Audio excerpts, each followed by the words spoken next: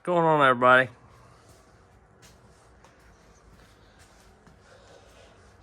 Got a Buxton 500 sitting here, and I run about 2.5 or 3.5 tanks through it. I don't know exactly. I can't remember if I filled it up twice and I only had a little bit left. Put a half tank or whatever. I can't remember. 2.5, 3.5 tanks, whatever it may be. And what I want to talk about is this HP2 Honda HP2 oil. And I'm not doubting its lubricating abilities or whatever. I watch Richard Flagg. I like all of his videos. You know, I like watching him. He's very knowledgeable, and you know, he knows chainsaws. So, and he's dug deeper into oil testing than me, for sure. But I bought some of this, you know, when he was testing oil, and you know, saying this lubricated the best, and I don't doubt it because it's fairly thick oil, thicker than what I normally use, which is the should have been ready, I guess, but I'm not.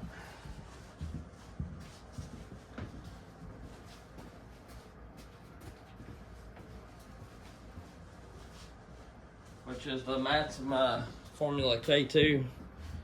It's like a high RPM, triple ester, synthetic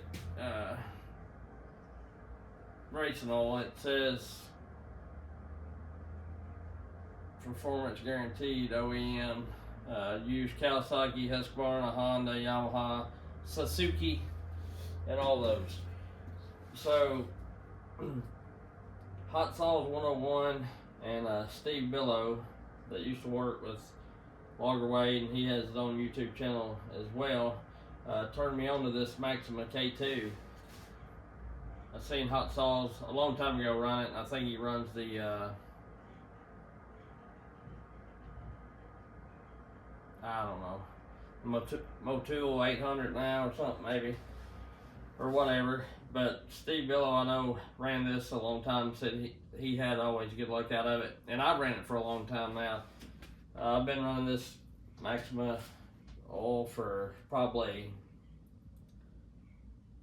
2 years, 2.5 years, maybe 3 years, I don't know,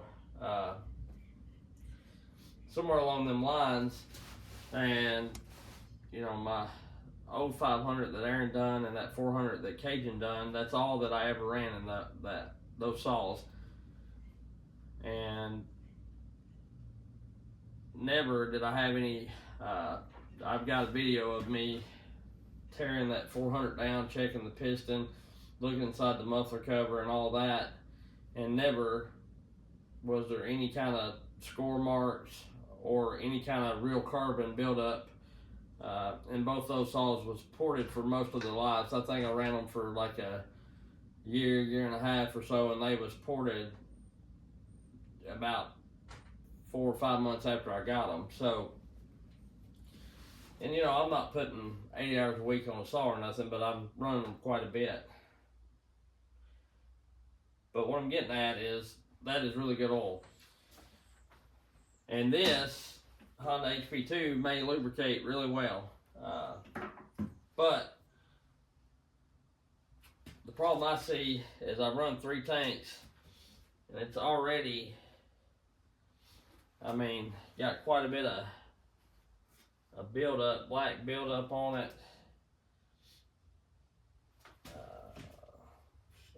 It looks like my other ones did, you know, when I got rid of them, and this is a fairly new saw. And what got me to thinking about this, I ran it a little bit before, but I was also running VP. I was just trying different oils, you know, just kind of testing them out. Got curious, you know. That Maxima never failed me, but I got curious and was trying some out. So I tried you know, I know West Coast Saw, Gordy with West Coast Saw runs the VP Racing. And then Guilty of Treason did or whatever, and they had really good luck out of VP Racing long term. But I quit using this Honda HP2 and the VP Racing because I sent a saw to Aaron Lynch, and I only had 1 or 2 tanks on it. Might have been my 540 Mark III top handled saw or whatever. No, it wasn't that. I ran that one. It was pretty gunky, and I only ran this oil in it. And I ran a couple of tanks, and it was already getting quite a bit of black gunk where the exhaust comes out.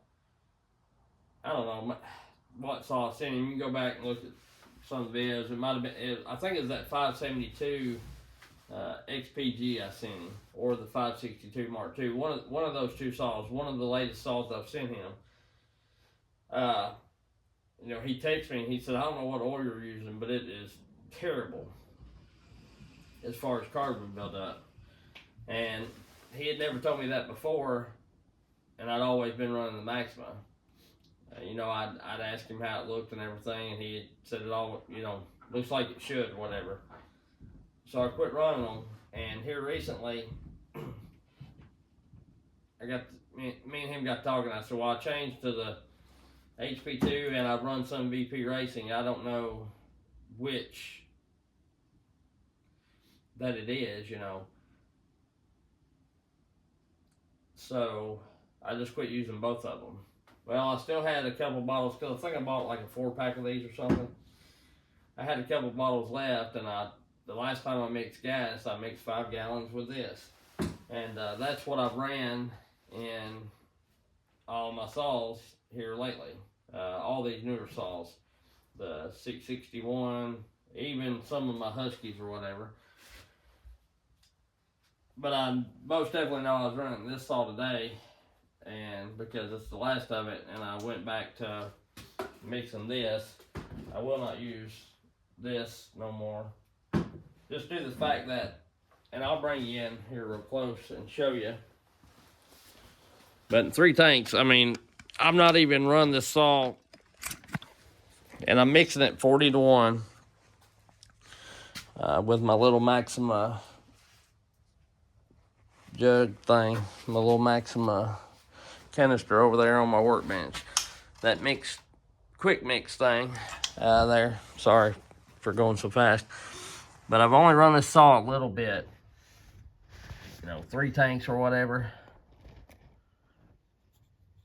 And look at the smudge that's already pumping out under the, and it don't have a gasket in it, but you know, they all do that some. And then I've been cutting really, really hard wood, and this, I guess, I don't know where this black stuff here come from.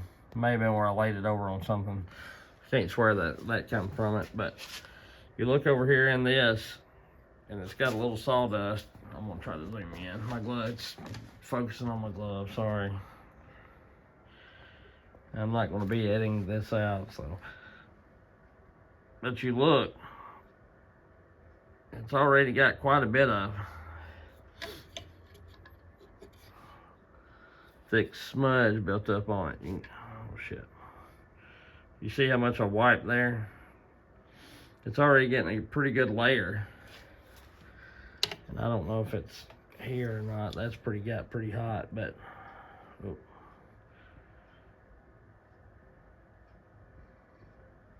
But I'm just not crazy about that.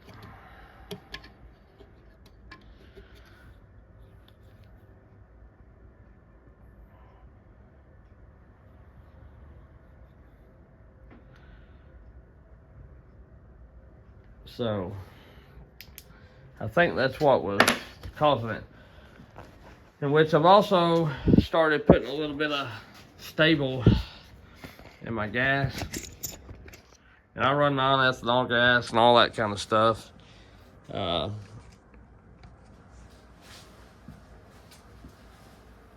always run a pretty decent oil. Yeah, I run the Stihl Ultra. And back then when I was running that, I never paid that much attention to that kind of thing. I just run stuff until it broke and then fix it or whatever.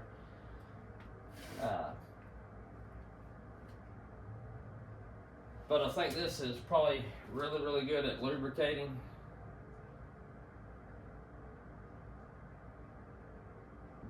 But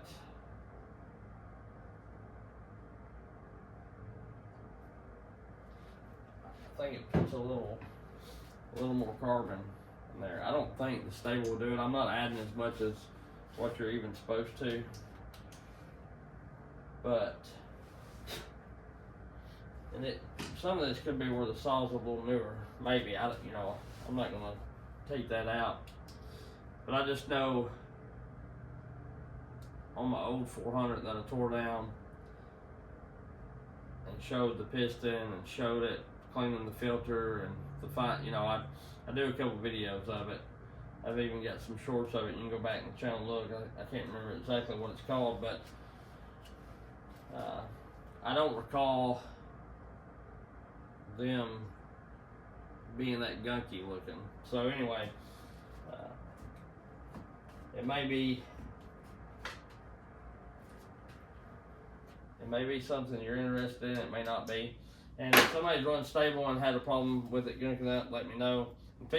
I've already got stable in my new gas mix, so I'm gonna take this out. I might try to clean this out just a little bit and run a few tanks through it tomorrow and come back and do another video.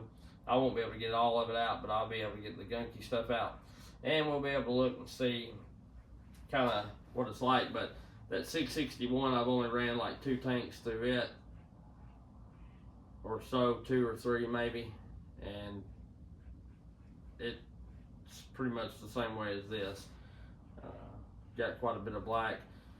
Actually, these saws have more black on them than that 462 that I got from Charles Briscoe. And I don't know how much he ran it with that bark box on it, but it looks a little cleaner than any of my newer saws do. And it's an older saw. Like I say, after he built it, he may not put 2 tanks through it. I don't know. He told me that the rings were still, it was probably still breaking in or whatever. So, he didn't run it a ton. But anyway. And I've got a couple more saws coming. So when they get here, I'll be running the Maxima, nothing but the Maxima in them, and we'll take and check them out as well. I'll be running the straight shot on both of them. So, because one's coming from Buxton and one's coming from Charlie Briscoe. So anyway, I just wanted to share that little tidbit. As far as the Husqvarna oil and the Stihl oil, I'm not real sure. I know a lot of people don't like it, and they've been around saws a long time, so I'm gonna kind of just take their word on it.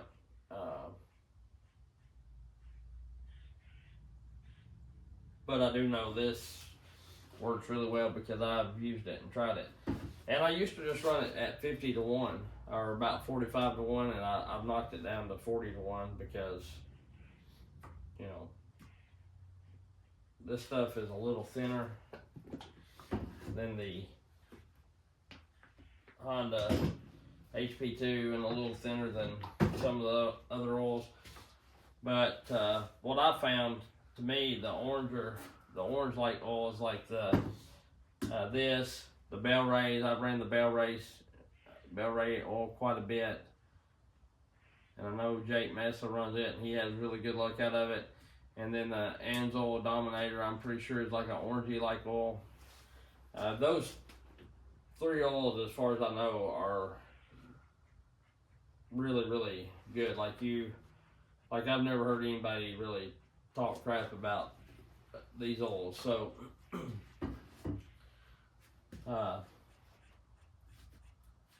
with other oils I have. So anyway, and I guess it's all in how you take care of a saw as well. But this stuff is not terribly expensive. It's not really, not cheap, but it's not terribly expensive. So, it's 64 ounces. And I can't remember how much I get for them. Like maybe, I don't know. I'd have to look. It may have went up. I ordered like 2 or 3 when I ordered them, and that lasts me quite a while. And then, like I say, I've used some Bell Rays here and there in between it. I had a couple quarts of that. I sent, I think, a quart to John Bob, and then but I like the Bell Rays, and I like this Maxima K2. as far as being really good 2-cycle mix oil. And y'all know my preference on bar oil, the Mystic bar oil, and I even like the can too from Royal King. It's $7-8 a gallon, and it does really good. I've not heard a lot of people say much bad about the Husqvarna XP Plus. I ran it for a long time, but the only problem I have with that stuff stinks terribly bad. It'll about gag you and burn your nose if you get any fumes back at you. So, and I have to say this Honda HB2 is not terribly stinky, but I think it may be better suited for motorcycles or something. I'm not real sure what it's best suited for. I just know I don't like running it in my saw, and that could be a little sawdust, but I think it's more of a carbon like build up myself, because I tend to get a little down here and there running these muffler covers without running a gasket. And I don't run the gasket because half the time, even if you take the factory cover off brand new, that gasket's shot, and if it ain't shot, it will be within 4 or 5 tanks, so you might as well just get rid of it. But yeah, I'm digging it. I like it, and this Buxton 500 runs really good. I'm gonna do some testing with it against the 309 machine 500i, and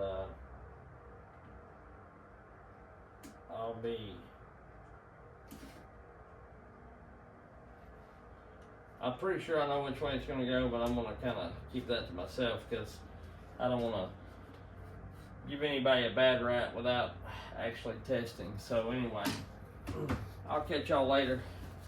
Have a good one. I appreciate you. If you ain't done so, like and subscribe and do all that kind of stuff. Subscribing's free, and it helps the channel out. So I appreciate you. Thanks.